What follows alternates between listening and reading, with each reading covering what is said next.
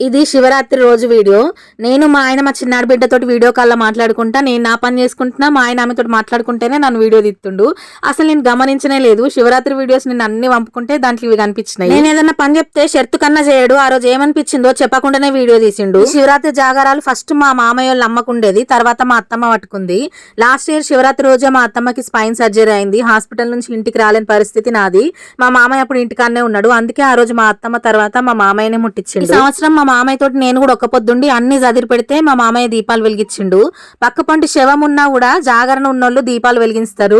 మాకు ఈ సంవత్సరం ఏ పండగలు లేకపోయినా ఈ శివరాత్రి జాగరణ అయితే ఉంది. ఎన్ని పువ్వులు పెట్టినా, ఎన్ని రకాల పువ్వులు పెట్టినా మోదుగు పూలు అందమైతే రాదు. ఈసారి శివునికి ఇష్టమైన మోదుగు పూలు ఎక్కువ లేవు. అందుకే శాస్త్రానికి కొన్ని మొగ్గలుంటే పెడుతున్నా. దీపాల చుట్టూ ఆ పువ్వులు పెడితేనే నిండుగా కనిపిస్తాయి. దీపాలు ఎర్రగానే మండుతాయి. ఆ వెలుగుల మోదుగు పూలు ఇంకా మెరుతుంటాయి. చూడ్డానికి అవి చెట్టుకున్నప్పుడే ఎట్లుంటాయంటే ఆకురాలిన అడవి ఒడిలో నిప్పు కనికలు పూసినట్లు, చిగురు లేని కొమ్మకి అగ్ని కీలలు ఎగిసినట్టు ఉంటాయి. అసొంటి దీపాల దగ్గర పెడితే చూస్తేనే మనసు నిండిపోతుంది. అట్టిగా ఎప్పుడన్నా తినకుండా ఎంతసేపు అన్న ఉంటామో అప్పుడు ఆకలే కాదు. కానీ ఒక్క పొద్దు రోజు మాత్రం ఎంత ఆపుకున్నా ఆకలి అయితే మస్తు అవుతుంది.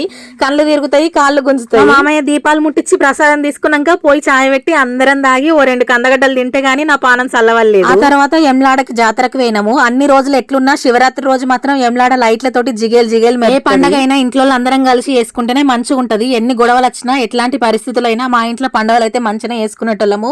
కానీ మా అత్తమ్మ లేకుండా మేము చేసుకున్న మొదటి పండుగ ఆ లోటైతే ఆ రోజు బాగా తెలిసింది.